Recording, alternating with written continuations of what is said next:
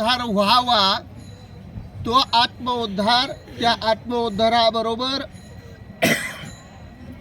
दुरितांचे तिमिर जावो, विश्वस्व धर्म सूर्य पावो, हे ब्रीद आपण विसरून चालता कामा नये.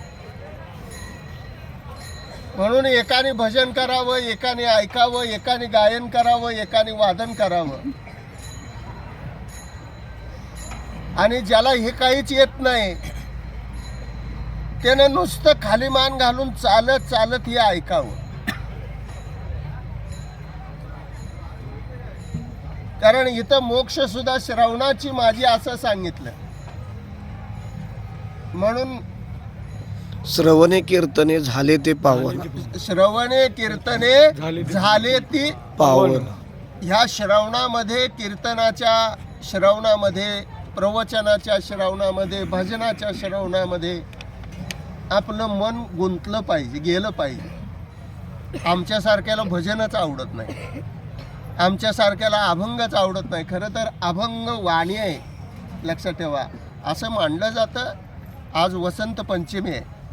काही औचित्याने भगवान परमात्मा पांडुरंगाचा आणि रुक्मिणी मातेचा विवाह दिन आज साजरा होतो. त्याचबरोबर जगद्गुरू तुकाराम महाराजांचा जन्मदिवसही आज मानला गेलेला आहे. तुकोबरायांच्या ह्या जन्माचं औचित्य हे आजच आहे.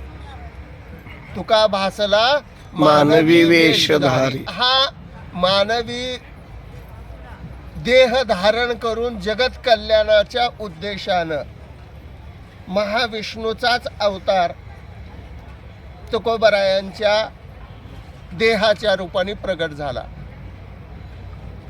आणि एखाद्या जीवाचा उद्धार करत बसणं म्हणजे, बघा, नारदांनी डोक्यावर हात ठेवला, फक्त वाल्मिकीचाच उद्धार झाला.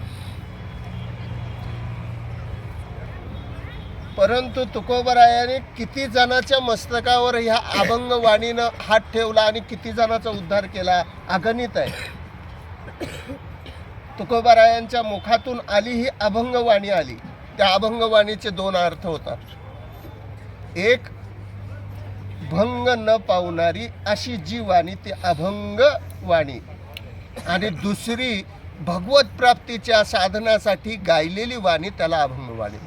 अखंड न खंडे, अभंग न भंगे. हा, अखंड न खंडे, अभंग न भंगे, कधीही भंग पावणार नाही. म्हणून तुकोबरायांच्या पश्चात, निळोबरायांच्या पश्चात अनेक महात्मे झाले, अनेक विद्वज्जन आले, अनेक संत सेवक निर्माण झाले, अनेक काव्य निर्माण करणारे कवयित्री सुद्धा निर्माण झाले, अनेकांनी अभंगाची सुद्धा निर्मिती केली.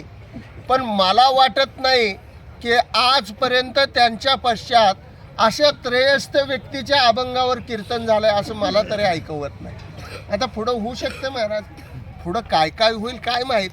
कारण व्यक्ती स्वातंत्र्य हा एक दोष जगाला लागला.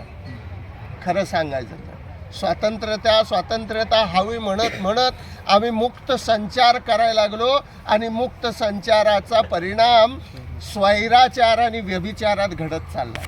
इतका वैचारिक मतभेद होत चाललाय. असो, पण त्या निमित्ताने आपण नाथांचा हा अभंग वासुदेव स्वरूपातला पाहतोय. आणि या ठिकाणी नाथांच्या माध्यमातून वासुदेव स्मरण तुटती जन्म मरण व्याधी, यस्य स्मरण मात्रेण, केवळ ह्या भगवंताच्या चिंतनानं जन्म मरणाची व्याधी संपून जाते.